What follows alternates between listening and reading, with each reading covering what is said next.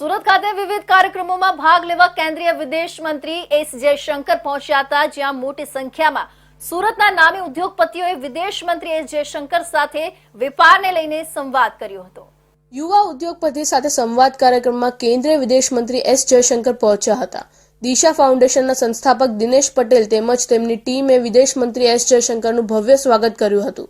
વિદેશ નીતિ થકી વેપારમાં કઈ રીતે વિકાસ કરી શકાય તે વિષયે વિદેશ મંત્રી એસ જયશંકર વેપારીઓને માર્ગદર્શન આપ્યું હતું। 1 એપ્રિલનો દિવસ ભલે આખી દુનિયા મૂર્ખ બનાવવા તરીકે ઉજવતી હોય, પરંતુ આ દિવસ સુરતના બૌદ્ધિકો માટે યાદગાર રહ્યો હતો। દિશા ફાઉન્ડેશન આયોજિત સંવાદ કાર્યક્રમમાં દેશના વિદેશ મંત્રી એસ જયશંકરે સુરતના યુવાનોને માર્ગદર્શન આપ્યું હતું। 1 એપ્રિલના દિવસે એસ જયશંકર સુરતના મહેમાન બન્યા હતા અને વિવિધ કાર્યક્રમોમાં ભાગ લીધો હતો। આ જ કડીમાં interact with young business leader of સુરતમાં વિદેશ મંત્રી એસ જયશંકર દ્વારા યુવા વેપારી મિત્રોને માર્ગદર્શન અને પ્રોત્સાહન આપવામાં આવ્યું હતું। આ કાર્યક્રમમાં મોટી સંખ્યામાં સુરતના યુવા ઉદ્યોગ સાહસિકો જોડાયા હતા। વિદેશ મંત્રી એસ જયશંકરનું વિવિધ કલાકૃતિઓમાં ભેટ આપીને સ્વાગત કરવામાં આવ્યું હતું। વિદેશ મંત્રી એસ જયશંકર ભારતની વિદેશ નીતિ પર એક ટૂંકો ખ્યાલ આપ્યો હતો। તેમણે કહ્યું હતું કે જ્યારે પણ અમે કોઈ વિદેશ પ્રવાસે હોઈએ છીએ અને ખાસ તો વડાપ્રધાન મોદી સાથે જ્યારે પણ વિદેશનો પ્રવાસ હોય એ ખાસ હોય છે। તેમને અલગ અલગ દેશોમાં જોયેલી વસ્તુને ભારતમાં કઈ રીતે આકાર આપી શકાય તે માટેના વડાપ્રધાન મોદીના દૂરદેશી વિચારની પ્રશંસા કરતા વિવિધ કિસ્સાઓ સંભળાવ્યા હતા। આ દરમિયાન તેમણે કરેલી કેટલીક રમૂજી ટિપ્પણી પણ શ્રોતાઓએ તાળી પાડીને તેમની વાતને વધાવી હતી।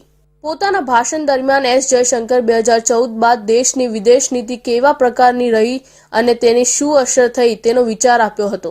વિદેશ નીતિ કઈ રીતે વેપારને અસર કરે છે તેની પણ સચોટ વાત વિદેશ મંત્રીએ કરી હતી। तो हम गए जर्मनी गए तो वहाँ बर्लिन में एक स्टेशन के ऊपर एक होटल था और प्रधानमंत्री जी उसको देखना चाहते थे।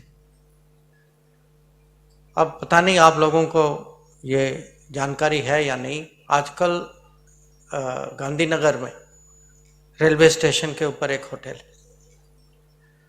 फिर उस समय हम ये नमामि गंगा का जो अभियान जो है वो चला रहे थे, तो हम कोरिया गए और कोरिया में उन्होंने माने उनका एक बहुत बड़ा अचीवमेंट था कि एक जो मेन नदी जो है वहाँ बहुत पोल्यूटेड था, उसको उन्होंने बहुत अच्छे तरीके से क्लीन अप किया।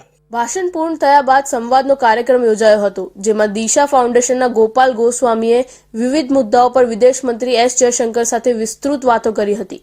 વિદેશ મંત્રીએ તમામ મુદ્દાઓ પર પોતાનો મત આપ્યો હતો। આવાસ યોજના હેઠળ 20 કરોડ લોકોને ઘર આપ્યા હોવાનો દાવો પણ વિદેશ મંત્રીએ કર્યો હતો। આ કાર્યક્રમ દરમિયાન સુરતના નામી ઉદ્યોગપતિઓ પણ હાજર હતા।